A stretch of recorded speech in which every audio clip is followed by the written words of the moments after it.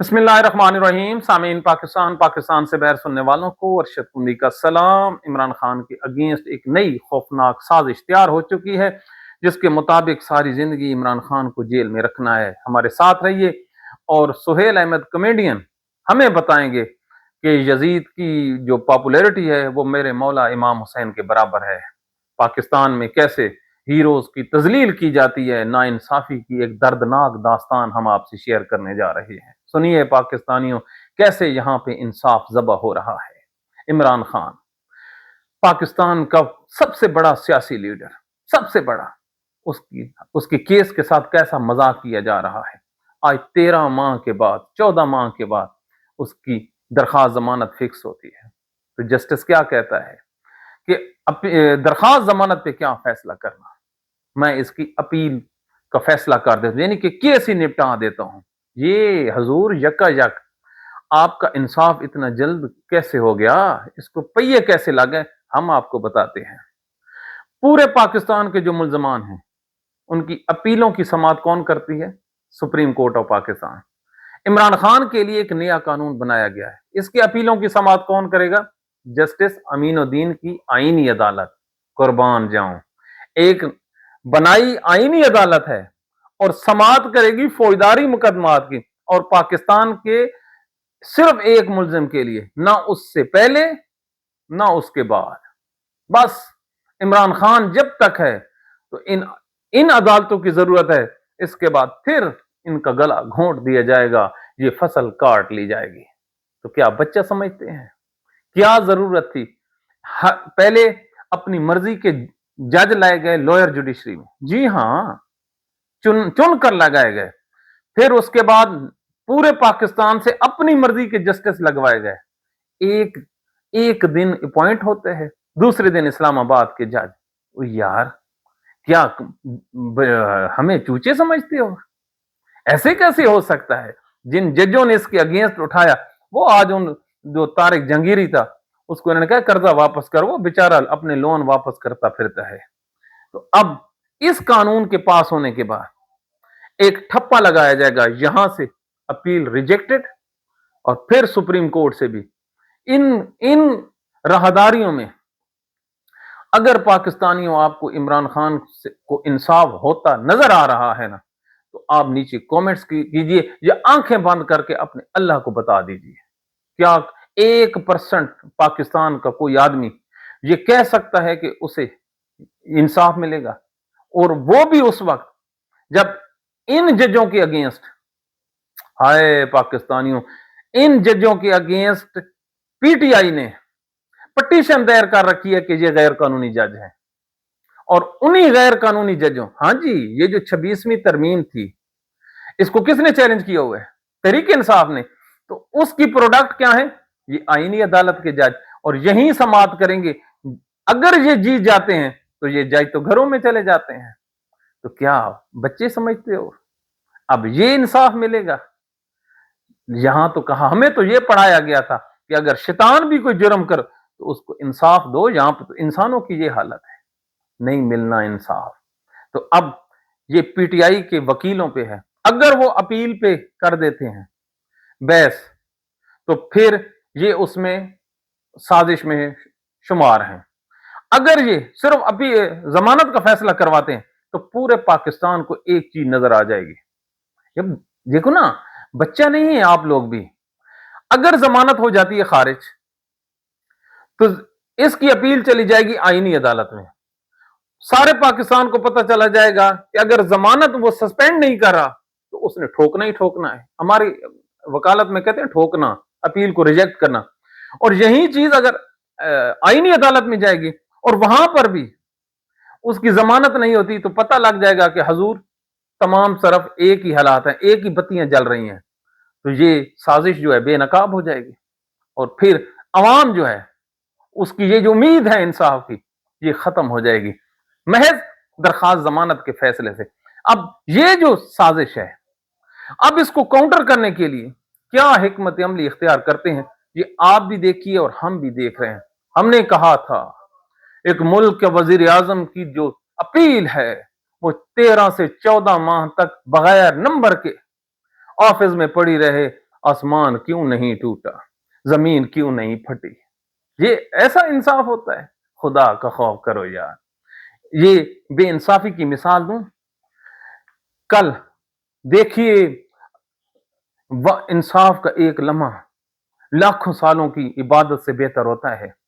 یہ جو کل وہ بچی کے باپ کے ساتھ ہوئے ہے، 1 ماہ تک، یہ ام رباب چانڈیوں کے کیس کی بات کروں، 1 مہینے تک وہ جج فیصلہ کر کے بیٹھا رہا کہ کب میں نے اناؤنس کرانا ہے۔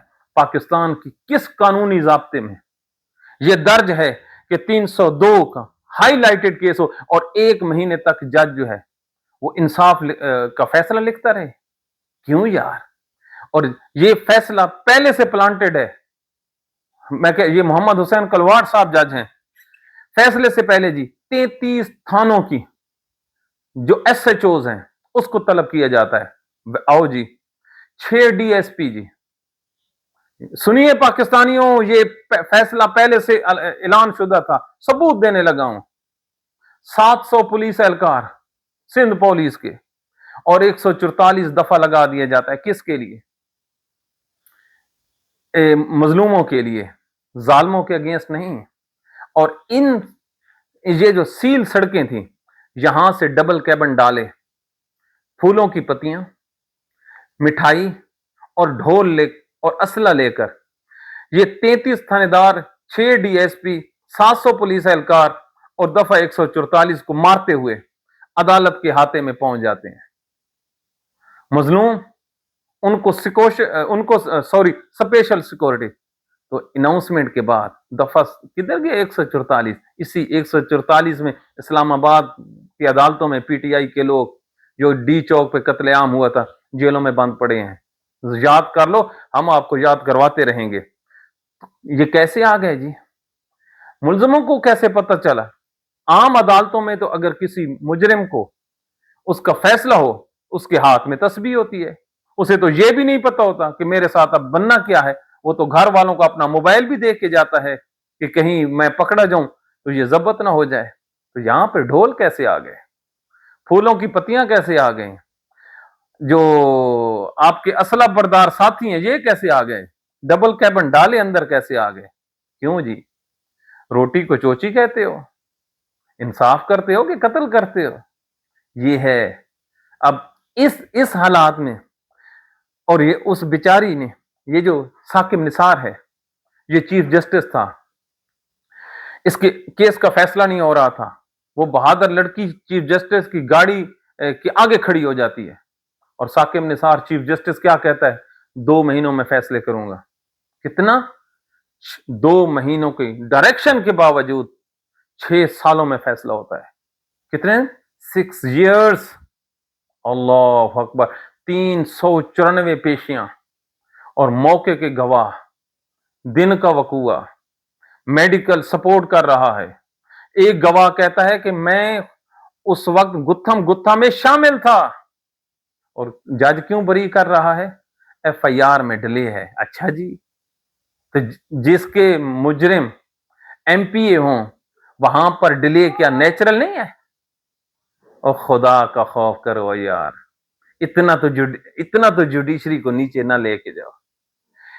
پی ٹی آئی کی کیسز میں یہ ڈیلے کرتے ہیں۔ دفعہ 109 کے تحت کیا آپ لوگوں نے پاکستان کے اپوزیشن لیڈروں کو، پنجاب کا ہو یا فیڈرل کا ہو، ان کو 14 سال کی سزا کیوں دی ہے؟ ڈیلے پہ دی ہے۔ اس کا ڈیلے دیکھا ہے آپ نے؟ جو 9 مئی کے مقدمات ہیں، ابیٹمنٹ کا معیار دیکھا ہے آپ نے؟ نہیں دیکھا نا؟ تو پھر انصاف کرتے ہو؟ وہ ایک جو کرکٹر ہے اس کو ملکہ عالیہ، اچھا کیا بات ہے، توہین مریم، واہ پاکستانیوں واہ، کیا ترقی کی ہے ملک کے 75 سالوں کے بعد۔ مریم نواز کی توہین کرنے پر 2 کروڑ روپے جرمانہ اور پہلے اس سے معافی منگوائی گئی۔ اس کو کہتے ہیں اپنی ہیروز کی تذلیل کرنا، ہے نا؟ غزل سے اس ملک کے ہیروز روتے آئے ہیں۔ فاطمہ جناح سے بڑا کوئی ہیرو ہے پاکستان کا؟ روتی ہوئی اتر گئی نا۔ اس کے کلپ چلتے ہیں سوشل میڈیا پہ، سن لیا کرو۔ ڈاکٹر عبد القدیر خان 6 سال تک بیچارہ اپنے گھر میں قید پڑا رہا، اپنی بیٹی سے ملاقات نہیں کر سکتا تھا۔ یہ ہیں آپ لوگوں کے ہیروز۔ یہاں سے وہ مرتا ہوا گیا ہے ڈاکٹر عبد القدیر خان کہ میری زندگی کی بڑی خواہش ہے کہ میں نے اس قوم کے ساتھ نیکی کیوں کی۔ تاریخی لفظ ہیں لیکن نہ، کچھ بھی نہیں۔ یہ ہے ہیروز کی تجلیل۔ اور کس کے پیچھے کر رہے ہیں؟ اس مریم نواز کے پیچھے جو خود الیکشن ہاری ہے۔ پاکستانیوں آواز کیوں نہیں اٹھاتے یار؟ قیامت والے دن آپ سے نہیں پوچھا جائے گا کہ جھوٹ کیا اور سچ کیا ہے؟ یار اس میں تو کوئی ملک سے غداری نہیں ہے، ادھر تو بولو نا یار مظلوموں کے ساتھ۔ اب رات کو جی وہ سہیل احمد اتارا ہے جی اس پٹواریوں نے، یار وہ کیا کہتا ہے کہ یزید کی پاپولیرٹی اور حضرت امام علی مقام کی پاپولیرٹی برابر ہے۔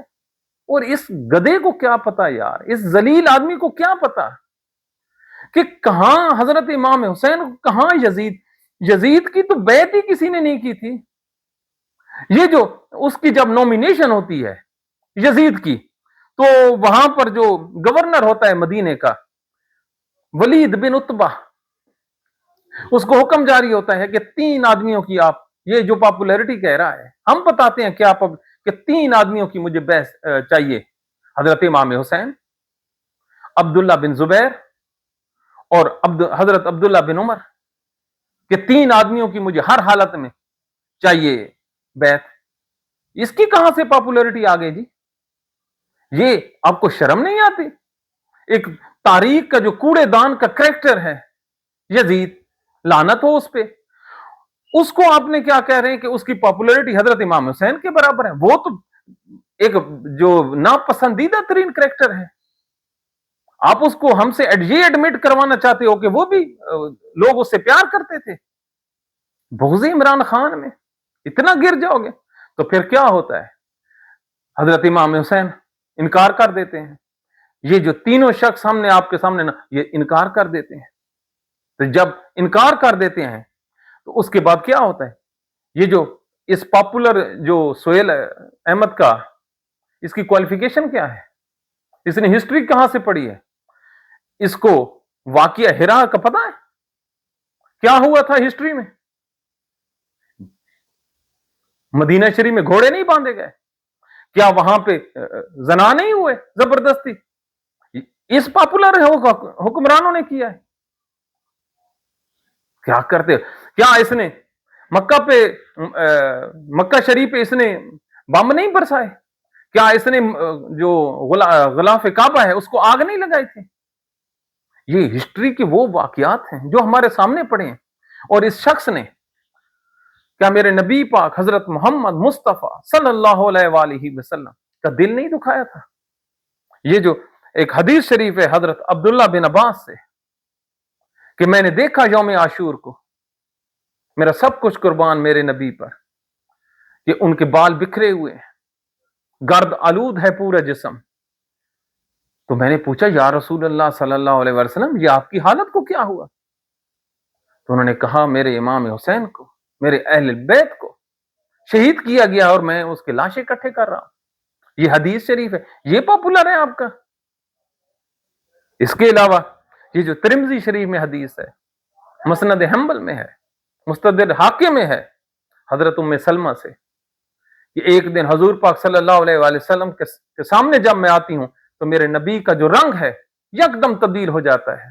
میں نے پوچھا سرکار میں قربان تجھ پہ، کیا ہوا؟ اس نے کہا آج پہلی دفعہ ایک نیا میسنجر، ایک ایسا فرشتہ آیا ہے جو کبھی اس دنیا پہ نہیں آیا، تو وہ مجھے میسج دے کے گیا کہ تیرے اس بیٹے کو، حضرت امام حسین علیہ السلام کو، تیری امت شہید کر دے گی، قتل کر دے گی، اور اس علاقے کا نام ہوگا کربلا۔ اور اس نے مجھے شیشی دکھائی۔ جس واقعے کو سن کر میرے نبی کے چہرے کا رنگ تبدیل ہو جائے یار، اس حکمران کو آپ پاپولر کہہ رہے ہو کہ وہ پاپولر تھا؟ یہ چھوڑیے جو آج آپ نے جو ایکسپلینیشن دی ہے اس نے تو کلیجہ چیر کے رکھ دیا ہے۔ وہ بدبختو، اس آدمی کی تو کوئی بیعت لینے کو تیار نہیں تھا۔ کیا کوئی گن کے سامنے کھڑا ہو سکتا ہے؟ کیا کوئی تلوار کے سامنے کھڑا ہو سکتا ہے؟ کوئی 6 لاکھ جہاں فوج ہو، اس کے سامنے کسی عام مسلم کی اوقات ہے کہ وہ کھڑا ہو سکے سوائے حضرت امام حسین کے؟ حضرت امام حسین جتنا جگر کیا کسی اور ماں کے بچے میں ہے؟ وہ تو حضرت فاطمہ الزہرا کی تربیت تھی جو 6 لاکھ شامی فوج سے ٹکرا گیا.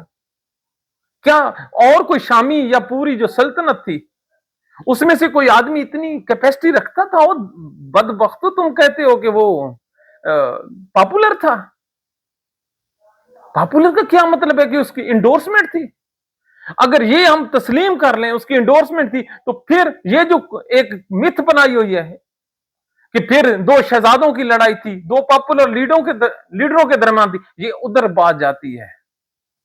یہ کبھی سنیے نا لیکچر وہ مولانا اسحاق کا، مولانا اسحاق نا ابھی آپ نے ڈاؤن لوڈ کرنا ہے یار، پھر آپ کو بتائے گا یار اہل البیت کے بارے میں اتنی گھٹیا سوچ تم لوگوں کی کہ پاپولیرٹی، یزید کی پاپولیرٹی کہاں سے آ گئی؟